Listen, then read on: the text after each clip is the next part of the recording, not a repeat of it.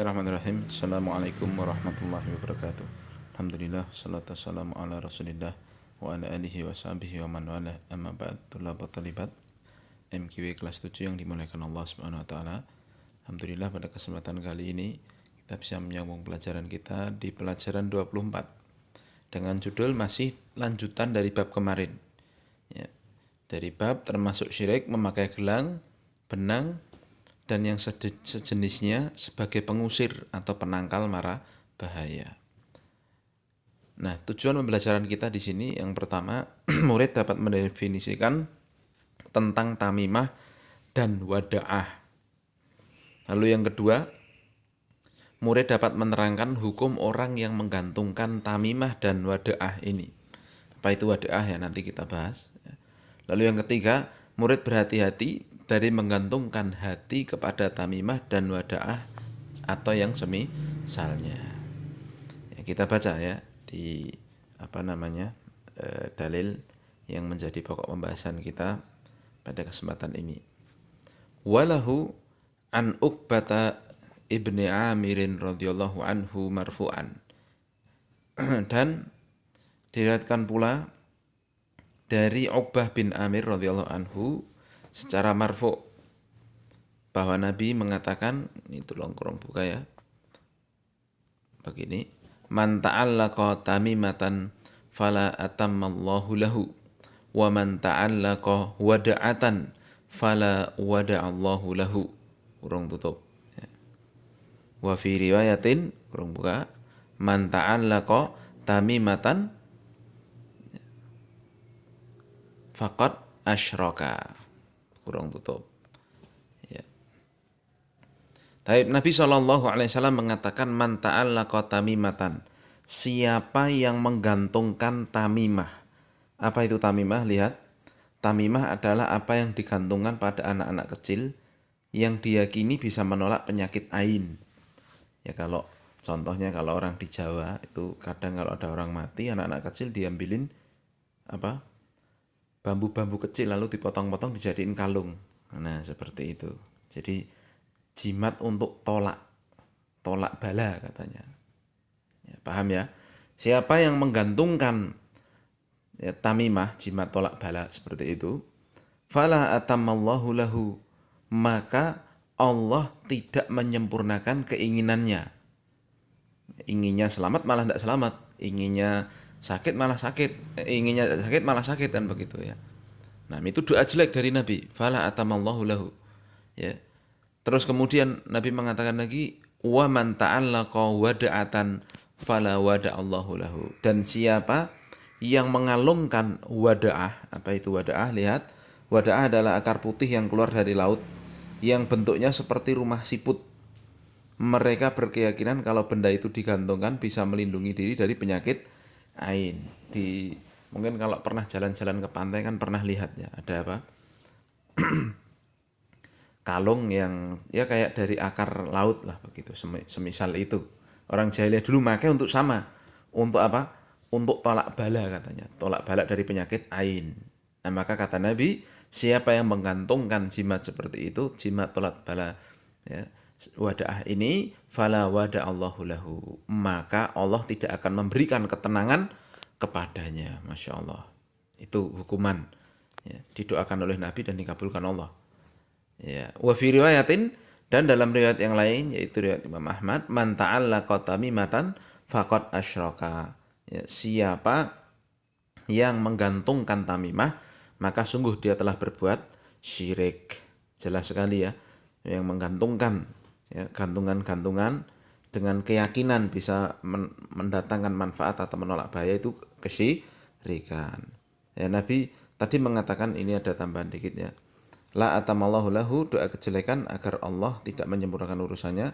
La wada'allahu lahu, doa kejelekan agar Allah tidak memberikan ketenangan, ketentraman dan kenyamanan bagi orang yang memakai jimat tolak bala. Dipahami ya? Baik, sekarang kita masuk pada pokok pembelajarannya. Nah, yang pertama, Rasulullah SAW mendoakan kejelekan bagi orang yang memakai tamimah dan wada'ah. Rasul mendoakan kejelekan bagi orang yang menggantungkan tamimah pada dirinya atau pada orang lain seperti anak kecil atau binatang ternaknya.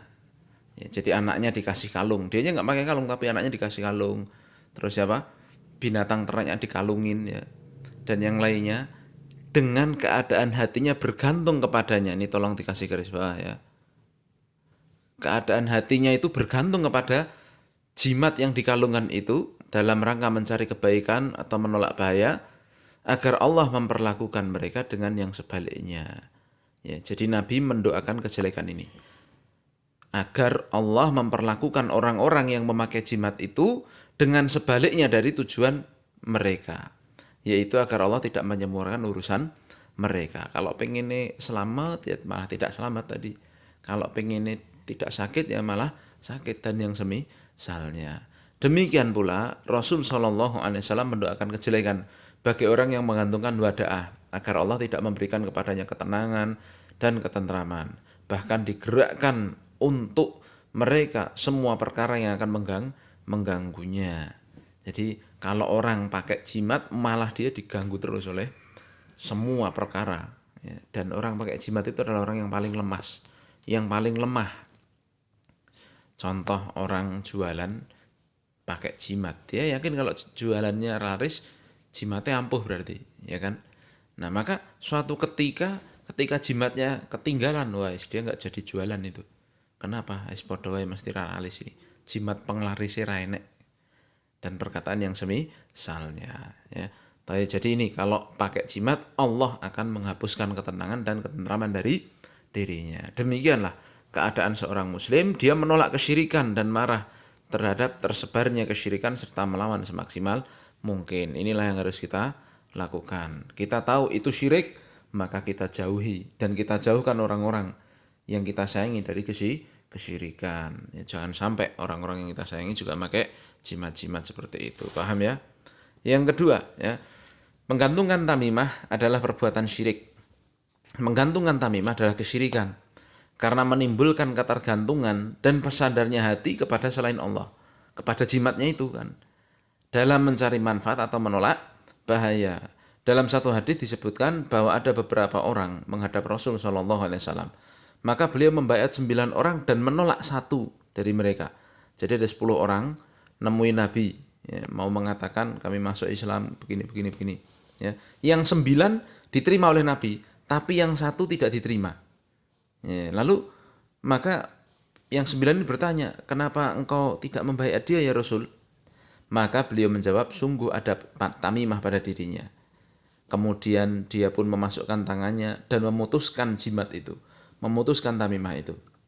Lalu beliau pun membaiat dan mendoakannya. Ya, dan beliau membaiatnya dan beliau pun bersabda, man ta'allaqa tamimatan faqad asyraka. Siapa yang menggantungkan tamimah, ya, jimat tolak bala atau jimat mendapatkan manfaat dan semisal seperti ini, maka sungguh dia telah berbuat syirik. Jadi Rasul aja, ya, ada orang mau berbait pada beliau tapi dia melakukan perbuatan kesyirikan, Rasul tidak mau. Ya, jadi kalau mau mengaku cinta Rasul ya jauhilah kesyirikan. Paham ya? Kemudian yang ketiga, yang terakhir, contoh-contoh tamimah. Lihat ini. Tamimah memiliki banyak sekali bentuk dan jenis. Tolong kasih garis bawah.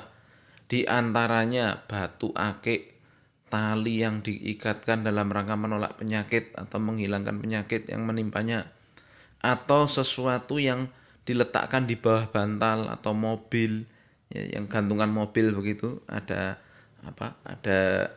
tulisan-tulisan tertentu, ya kan, yang diyakini bisa menolak penyakit ain. Maka wajib untuk menjauhi itu semua karena adanya ketergantungan hati kepada selain Allah. Dia justru akan bergantung kepada jimatnya itu. Ya, maka ini penting sekali bagi kita memahaminya bahwa jimat seperti ini adalah kesyirikan, dan kalau orang melakukan kesyirikan, ya, jelas, ya, hukumannya neraka, ya, di akhirat kelak, dan dosa yang tidak diampuni oleh Allah Subhanahu wa taala adalah dosa kesyirikan. Allah mengatakan innallaha la yaghfiru an yushraka bihi wa yaghfiru ma duna dzalika liman yasha. Sungguhnya Allah tidak akan mengampuni dosa syirik dan Allah mungkin mengampuni dosa yang di bawah kesyirikan. Maka hati-hati sekali Jangan sampai kita atau orang-orang yang kita cintai ya terkena kesyirikan dari jalan tamimah ini, apalagi juga yang lainnya. Demikian kita akhiri pelajaran kita, dan ada tugasnya sedikit itu. Ada 5 dikerjakan ya. Langsung jawabannya juga boleh ya. Taib. Dan semua pekerjaan nanti insya Allah akan saya minta ya ketika kita masuk. Nah, dan ini kita sudah hampir sampai di penghujung bab 24, besok bab 25. Ya, jadi tolong dihafalkan ya matan-matan yang ada di mukodimah. Berarti kalau ini satu tok ini berarti ya. Berarti hanya ini aja. Ya. Yang lain-lainnya di atas-atasnya silahkan nanti dihafalkan. Ya, dan insya Allah nanti ulangan hariannya pakai ujian lisan setoran hafalan dalil itu. Demikian yang bisa kita sampaikan. Kita akhiri dengan kafaratul majlis. Subhanakallahumma wa bihamdika asyhadu an la ilaha illa anta astaghfiruka wa atubu ilaik. Assalamualaikum warahmatullahi wabarakatuh.